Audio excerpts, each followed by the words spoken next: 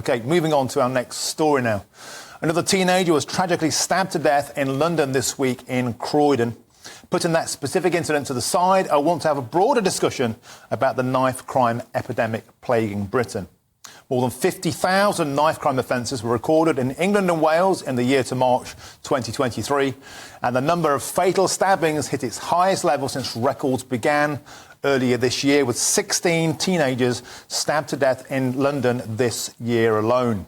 So I want to ask, what steps can we take to end this brutal knife crime epidemic that's sweeping across Britain? Well, joining me now is the former chair of the Haringey Independent Stop and Search Monitoring Group, Ken Hinds, and the former Metropolitan Police Detective, Peter Bleksley, who also is a good friend of this programme. Ken, I'm going to start with you.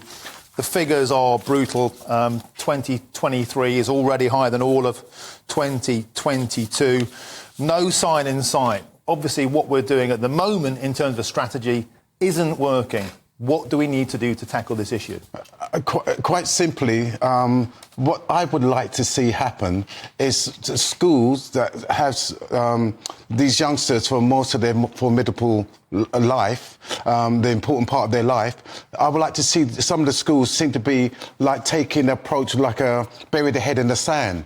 They don't think that they've got an issue with young people and carrying knives. So what they don't do, they don't have any programs in the schools to actually address that.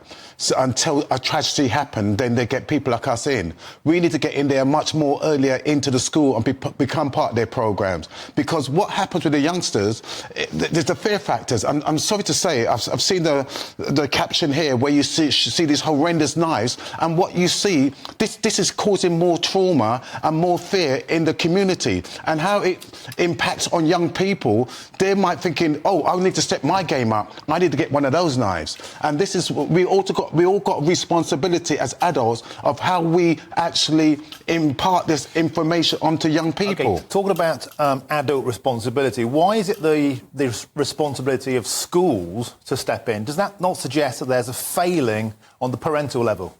Look, the government has taken away us parents chastising or, giving the child a slap when he does things wrong.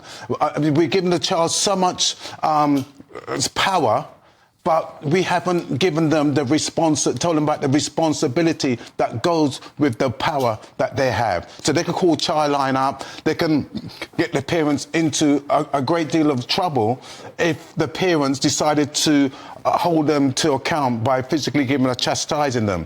My thing is, why I say the school is because the school has them for the most of their productive life, and they have to come back into the home environment.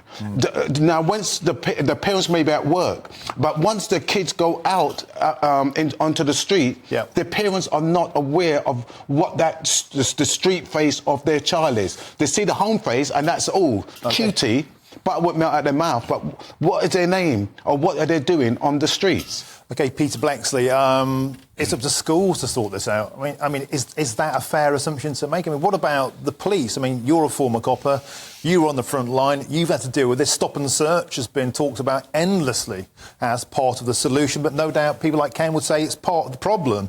What's your take on how we deal with this on the street? Ken and I have known each other for a number of years now, and we've just had a very respectful discussion in the green room, and we don't agree upon everything. Of course, yes, I'm a huge supporter of stop and search by the police when it's lawful, when it's justified, when it's proportionate. Yes, it can be firm if need be. Sometimes it very much has to be, and I could talk endlessly about the need for it. There is no substitute for stop and search, but it needs to be done, as Ken and I reached agreement upon, in conjunction with the local community, which requires neighbourhood policing. There needs to be people from the community, no matter who they are, reporting into the police about the kids they know, the young people they know, that are taking knives out onto the street. When the police are aware of that information, they can launch targeted operations and hopefully find the knives, arrest the people, get them both off the street. Ken, we talked about the community there, and there's obviously an issue with stop and search. It's often called racism. Is it 6 times more likely a young black man is likely to be stopped and searched? But when you look at the figures, black men are also 5 times more likely to stab someone to death and 4 times more likely to die. With that in mind, can you accept that stop and search is a targeted form of policing in the same way it was in Glasgow and in Liverpool, where the majority of people doing the offences happen to be white working class boys? Yet we seem to have this problem with there's a barrier to more hands-on policing because the police are terrified of being called racist. Yes, well, I agree. Like, as I said with Peter, we had a conversation and it's quite clear that stop and search has a part to play. But what's that look like? It doesn't look like you're getting the TSG to come in when there's a serious incident happen and then disturbing the good work that the neighbourhood police are doing. The simple fact is that young people will carry knives if they don't feel like they're safe. Why? But what makes them do that in the first place? And what could make them stop? Talking to them in school sounds like one thing, but when we look at what's been effective in the past in places like Glasgow, the violence reduction units, it was an immediate custodial sentence after a period of amnesty, and also joined up thinking on things like rehousing, relocation if they're in trouble in their local community. But soft soaping in schools isn't working. What also works is like people like myself. I'm doing something in Brent called Positive Spaces, where we go into these what we call hotspot areas, these trouble areas. They put people, my team, in those areas to have an interaction with the school kids after they leave school and antisocial behaviours at the height, and also I'm talking to those involved in the low-level drug dealing, the young people that get caught up into that. And what we do, we dissuade them from actually continuing that hazardous lifestyle by giving them, diverting them into more positive activities. Now, again, as I said, it's a mindset thing. Knives don't kill people. It's the mindset of the person carrying that kills people. Okay. And if we don't tackle that, we can be going more for the symptoms rather than the cause. The cause is what is so important that we need to address. Peter, we've seen effective policing, robust policing, in places like Glasgow and Liverpool, where basically they go in and say, you've got 2 weeks. 2 weeks, and if any of you are carrying a knife in 2 weeks, you're nicked, you're banged up. Why can't we do that sort of thing in London? Is the political will there, or do we have a mayor in Sadiq Khan, actually, who threatened to cut down on stop and search because of it being racist? And are politicians just terrified of losing votes? How do we get to the bottom of this by being more robust?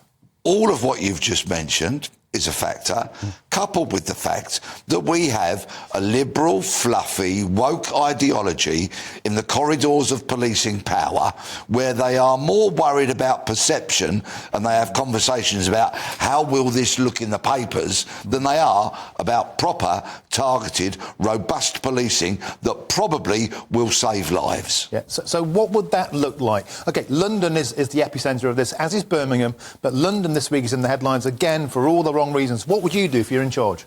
The neighbourhood police officer. So every beat, every ward has got that police officer who the local community know, can contact, know where to find them, know their name, and will trust them.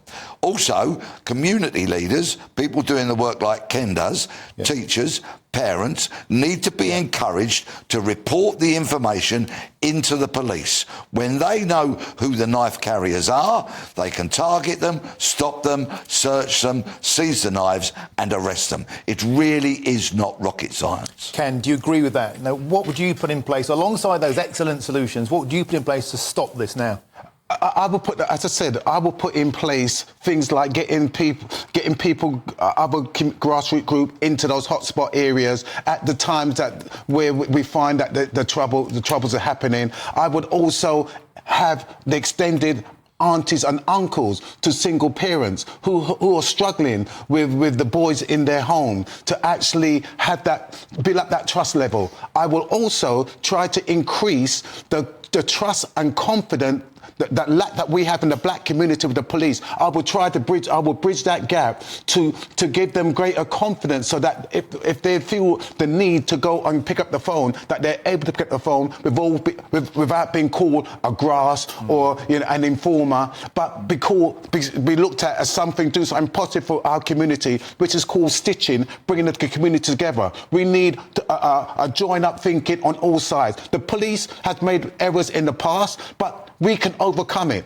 I work with the police. Bravo. I support the police, and I would like to see that we getting closer and get more positive outcomes when they do their stop and searches. An excellent, robust and friendly debate. Ken Hinds, Peter Bleksley, superb stuff. Thank you very much, gents. Excellent.